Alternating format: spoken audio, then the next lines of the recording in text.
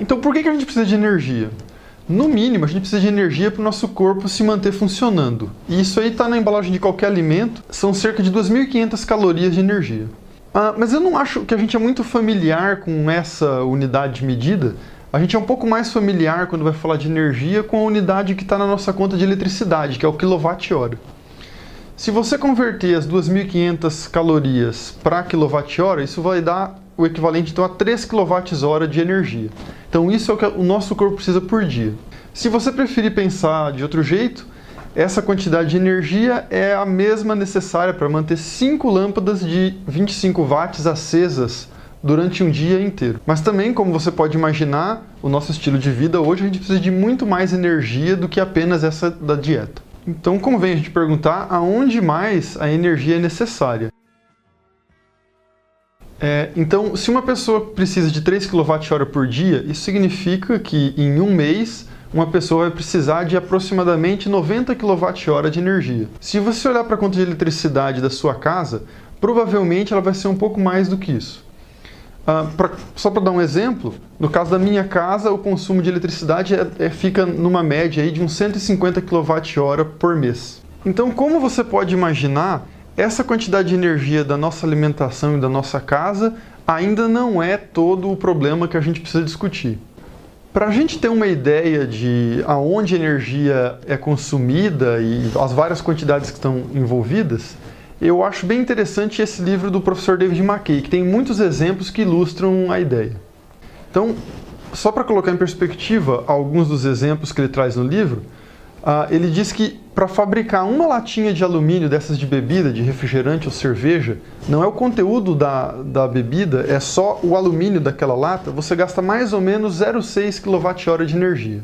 Se você for pensar num smartphone, varia muito, depende muito do modelo, do tamanho, tem telefone que é mais barato, que é mais caro, mas na média se estima que a produção de um smartphone consuma 70 kWh de energia. Se você for para um tablet, que é basicamente um smartphone um pouquinho maior, ele vai consumir cerca de 200 kWh. Já se você for pensar num computador, um laptop ou um PC em casa, também variando um pouco dependendo do modelo, da quantidade de acessórios que o computador possui, você pode ter computadores que vão consumir 500 kWh para ser produzidos, chegando a uma quantidade aí da ordem de 2.000 kWh. E se você quiser pensar no exemplo ainda um pouco maior, o professor David MacKay faz uma estimativa para o carro médio do Reino Unido, que, segundo ele, precisa então de uns 76.000 kWh para ser produzido.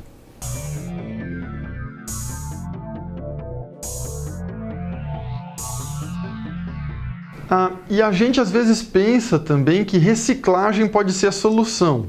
Porém, nem tudo é tão simples de reciclar quanto o alumínio.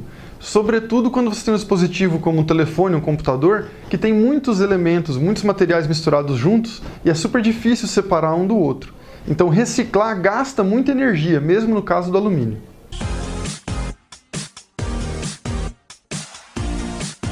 E já que falamos de carro, é interessante a gente pensar em quanto de energia é gasto com ele. Então, no meu caso, por exemplo, eu tenho um carro com o qual eu tenho andado aí uma média de uns 15.000 km por ano. Para andar toda essa quilometragem por ano, eu tenho gasto então uma estimativa aí de uns 1.500 litros de gasolina. Como cada litro de gasolina dá 9 kWh de energia, isso significa que o meu carro consome por ano 13.500 kWh de energia.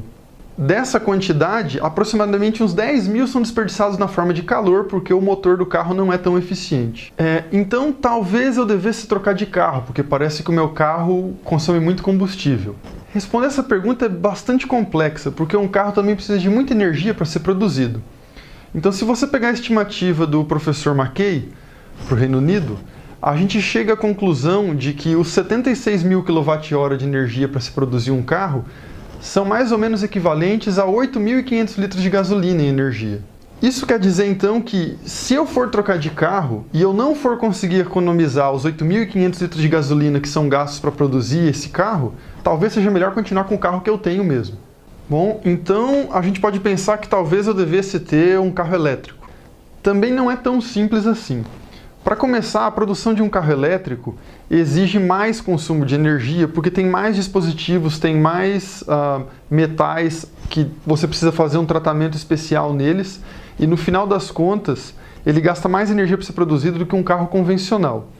Mas é claro que ele tem a grande vantagem de que ele não vai consumir gasolina durante toda a vida útil dele, a princípio.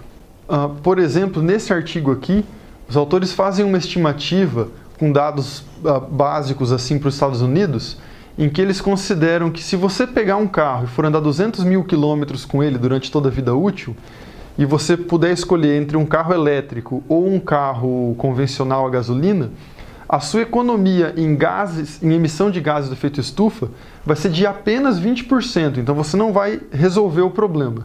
E isso acontece basicamente porque nos Estados Unidos muita da eletricidade vem do carvão, então você troca um combustível fóssil que é a gasolina por um outro combustível fóssil que é o carvão. E se você andar menos de 100 mil quilômetros com o carro, aí a conta fica ainda pior.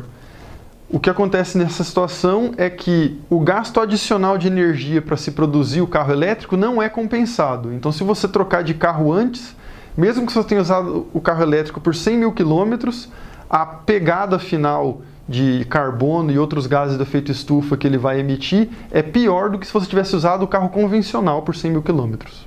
O grande desafio para os carros elétricos, então, é conseguir se livrar dos combustíveis fósseis para produzir eletricidade. Você não pode usar carvão nem gás para fazer o seu carro elétrico andar. E aí também não vale você pegar um carro que é mais econômico e por causa disso começar a andar uma quilometragem maior do que você andaria com o carro convencional.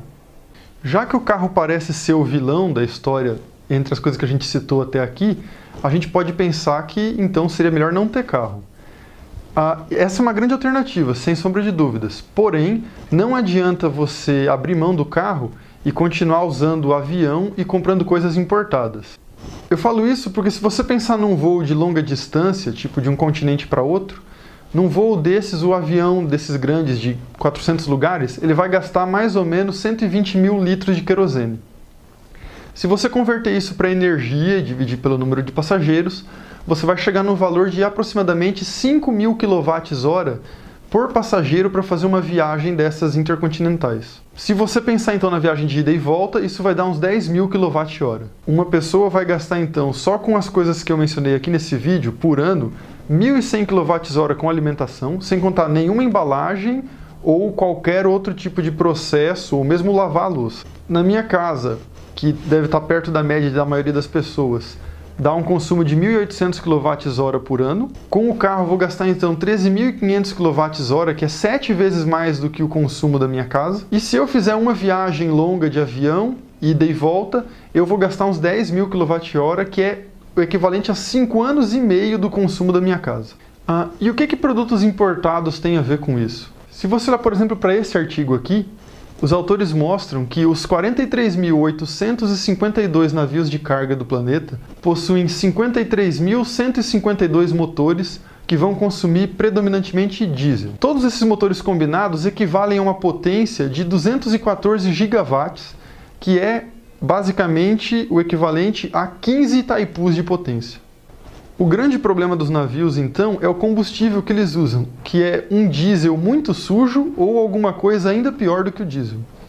Então, se você for comparar, por exemplo, a concentração de enxofre que tem no diesel dos navios com a concentração de enxofre que tem no nosso diesel mais limpo, que é aquele diesel S10 que está à venda em abundância no Brasil agora e que custa um pouquinho mais caro que os outros, a conclusão que a gente chega é que os navios possuem 700 vezes mais enxofre no seu combustível do que os nossos caminhões.